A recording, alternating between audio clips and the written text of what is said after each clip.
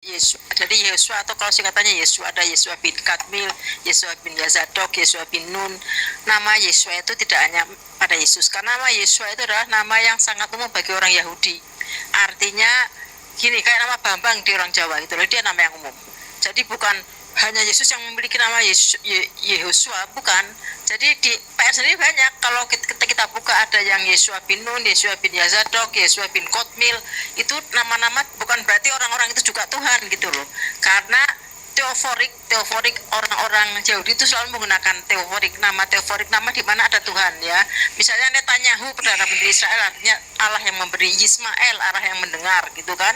Yesua, Allah yang menyelamatkan. Yesayahu juga sama, cuma dibalik aja kata-katanya. Kemudian Elia, artinya Allah Yesefauhe. Jadi nama Yesua itu hal yang umum, nama yang sangat-sangat umum, dan bukan berarti dia itu ada hubungannya dengan keilahian ya. Itu satu hal. Dan yang jelas begini, konsep ketuhanan Kristen sampai sekarang kan memang belum selesai. Beda dengan orang Islam. Kalau orang Islam sebodoh-bodohnya orang Islam akan mengatakan Allah Tuhan, Nabi Muhammad adalah Rasulullah. Kalau orang Kristen tergantung dari denomnya.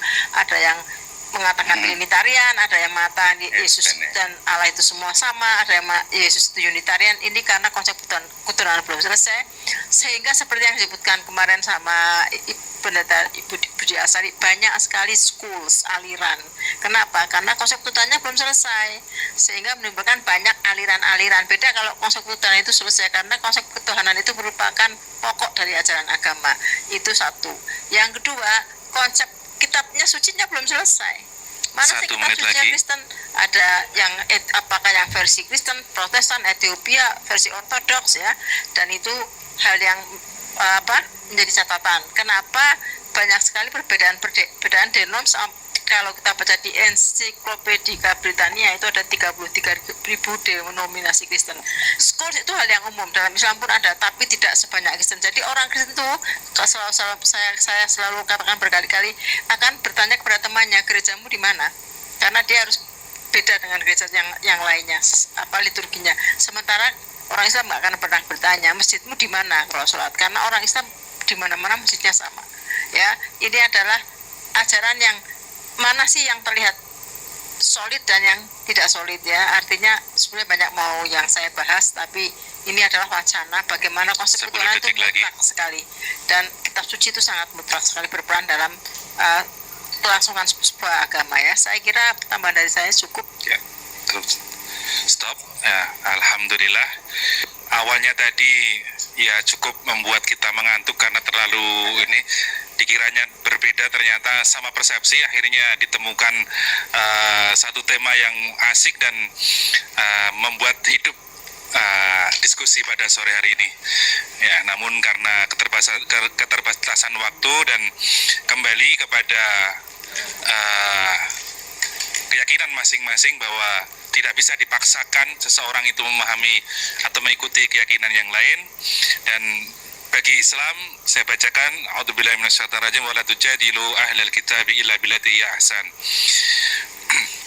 ilal ladzina zalamu minhum wa qulu amanna billadzi unzila ilaina wa unzila ilaikum wa ilahana wa ilahukum wahidun wa nahnu lahu muslimun. Dan janganlah kalian mendebat kepada ahli kitab kecuali dengan cara yang lebih baik, kecuali adalah orang-orang yang zalim di antara mereka, dan katakanlah kita beriman kepada apa yang diturunkan kepada kami dan kepada kalian, dan Tuhan kita adalah satu, dan kami adalah orang-orang yang berserah diri kepada Tuhan itu sendiri.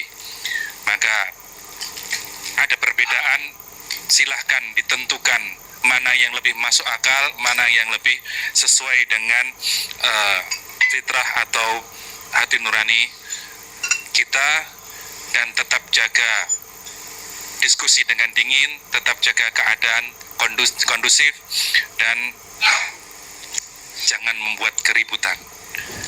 Kita akhiri ke pertemuan sore hari ini, dan saya berharap ini tidak yang terakhir dan ketemu lagi, sehingga literasi masyarakat di Indonesia ini semakin terbuka, semakin merdeka pemikirannya, semakin merdeka pengetahuannya, dan kita berharap ke depan tidak ada lagi gesekan-gesekan perbedaan agama itu akan menjadikan sesuatu percikan-percikan yang membesar dan membuat keributan seperti di tempat-tempat lain. Dan kami sebagai moderator dan juga yang mengawal diskusi pada sore hari ini, apabila ada banyak salah kata, kami mohon maaf dan kami ucapkan terima kasih kepada tim Pendeta Henry dan kawan-kawannya, kemudian juga kepada Ustadz ya, bukan? Ustadz Dondi, bukan.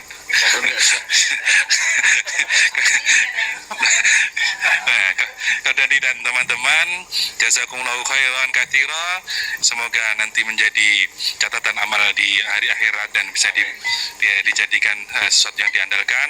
Akhirul kalam, wabillahi taufiq wal hidayah. Assalamualaikum warahmatullahi wabarakatuh.